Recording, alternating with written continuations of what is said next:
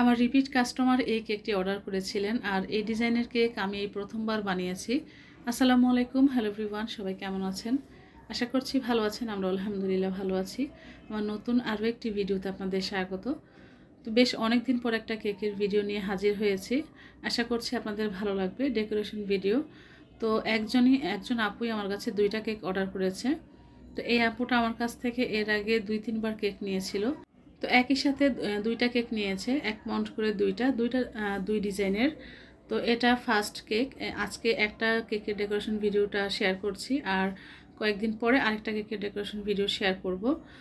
তো এই তো কেকের স্লাইসটা দিয়ে দিলাম বোর্ডের মধ্যে। ও আচ্ছা, বোর্ডের মধ্যে কিন্তু আগে একটু ক্রিম লাগিয়ে নিয়েছি যেন কেকটা সরে না যায়। তো কেকের একটা স্লাইস দিয়ে আমি এখানে সুগার সিরাপ দিয়ে দিচ্ছি। তো একটা কেকের আমি 3টা স্লাইস করেছি। এটা 4টা স্লাইসও করা যেত। তো 4টা স্লাইস করলে এটা হাইট অনেক হয়ে যেত, সেজন্য আমি 3টা স্লাইস করেছি।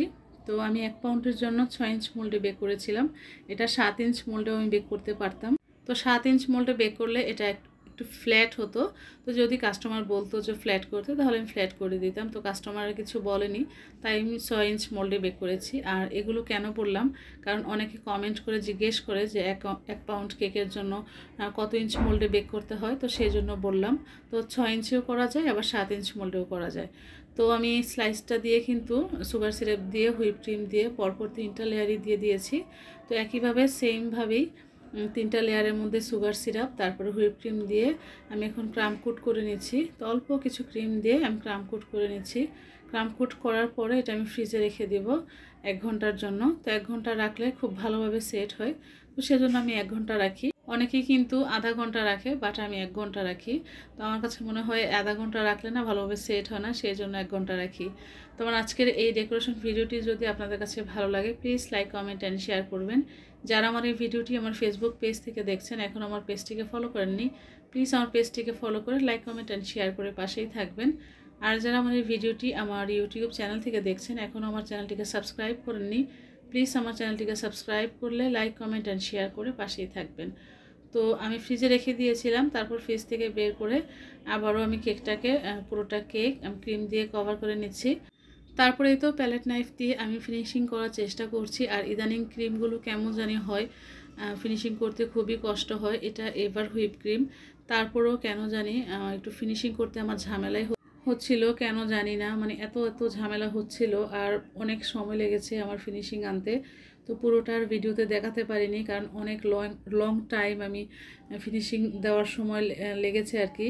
তো সেই জন্য যতক্ষণ আমি ফিনিশিং করেছি ততক্ষণের ভিডিও কিন্তু আপনাদের সাথে শেয়ার করিনি। এডিট করে কেটে তারপর আপনাদের সাথে শেয়ার করেছি, অনেক সময় লেগেছিল। তো তারপরে ফিনিশিং করার পরে আমি কিছুক্ষণ ফ্রিজে রেখে দিয়েছিলাম, কারণ এটার মধ্যে নিচে একটু রেড কালারের আবার ক্রিম দিয়ে একটা ডিজাইন হবে। তো সেই জন্য আমি ফ্রিজে রেখে দিয়েছিলাম, যদি আবার এই ক্রিমটা দেওয়ার সময় আবার সাদা ক্রিমটা উঠে আসে, সেই জন্য কিছুক্ষণের জন্য আমি ফ্রিজে রেখেছিলাম। তো ফার্স্টে পাইপিং ব্যাগের মধ্যে ক্রিমটা ভরে অল্প অল্প করে এখানে দিয়েছিলাম। প্যালেট নাইফ দিয়ে উপরের দিকে টান দিলে একটা ডিজাইনের মতো হয়ে যাবে। তো দেখছিলাম যে ক্রিম কম হচ্ছে, পরে আবারও যতটুকু ফাঁকা রেখে রেখে আমি ক্রিম দিয়েছিলাম, আবারও ওই ফাঁকাগুলোতে ক্রিম দিয়েছি। তো দিয়ে এই তো প্যালেট নাইফ দিয়ে আপনারা দেখতেই পাচ্ছেন কিভাবে আমি ডিজাইনটা করছি।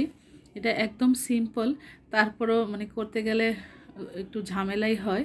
মনে হয় সিম্পল, বাট করার সময় মনে হয় যেন কত ঝামেলা হয়। তো তারপরেও মনে হচ্ছিল যেন ক্রিমটা একটু কম হয়েছে, বা হাইট একটু কম হয়েছে। পরে আবারও আমি প্যালেট নাইফে ক্রিম দিয়ে দিয়ে পাইপিং ব্যাগের থেকে ক্রিম দিয়ে দিয়ে পরে প্যালেট নাইফ দিয়ে আবারও দিচ্ছিলাম। এটাও করতে আমার অনেক সময় লেগেছিল।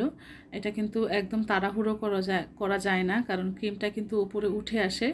আর ওপরে যে প্যালেট নাইফ দিয়ে এই ডিজাইনটা ছিল আমার খেয়ালই ছিল না। তো অনেকক্ষণ ওই নিচের ডিজাইনটা করতে করতে ওপরের ক্রিমটা কিন্তু একটু ড্রাই হয়ে গিয়েছিল। তো পরে এই প্যালেট নাইফ দিয়ে যখন এই ডিজাইনটা করছিলাম খুব ভালোভাবে হচ্ছিল না। আর ইদানিং কেন জানি এই ডিজাইনটা করার সময় আমার হাত কাঁপে, প্রচুর হাত কাঁপে। আর ভিডিও করার সময়ও হাত আমার প্রচুর কাঁপে। মোবাইল যদি হাতে থাকে ভিডিও করার সময় ফোন কাঁপে আর কি। হাত কেন যে কাঁপে আমি বুঝতেই পারি না। তো তারপরে এই ডিজাইনটা ছিল লাভ শেপের। তো ছোট্ট করে পাইপিং ব্যাগের মাথাটা কেটে আমি লাভ শেপের এই ডিজাইনটা করে দিয়েছি।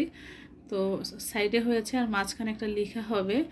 তো এই ডিজাইনটা করার পরে উপরে সুগার বল দিয়ে দিচ্ছি। আমাকে আপু যে ছবিটা দিয়েছিল ওই ছবির মধ্যে কেকের মধ্যে গোল্ডেন কালারের সুগার বল ছিল, তো সেটাই আমি দিয়ে দিচ্ছি। একদম সেম টু সেম আমি করে দিয়েছি। আর মাঝখানে ওই কেকটার অন্য লেখা ছিল, বাট আপু যেই লেখাটা লিখতে বলেছিল আমি সেই লেখাটাই লিখে দিয়েছি। আর লেখাটা আমি অফ ক্যামেরায় করেছি, চকলেট দিয়ে উপরে লিখিয়ে দিয়েছিলাম। আপু ওই কেকের মধ্যে লিখতে বলেছিল 30 days of love, তো সেটাই আমি লিখে দিয়েছিলাম। তো ডেকোরেশন ভিডিওটি কেমন হয়েছে অবশ্যই কিন্তু কমেন্ট করে জানাবেন। আজকের ভিডিওটি এ পর্যন্তই। সবাই ভালো থাকবেন, সুস্থ থাকবেন, আমাদের জন্য দোয়া করবেন। আসসালামু আলাইকুম, আল্লাহ হাফেজ।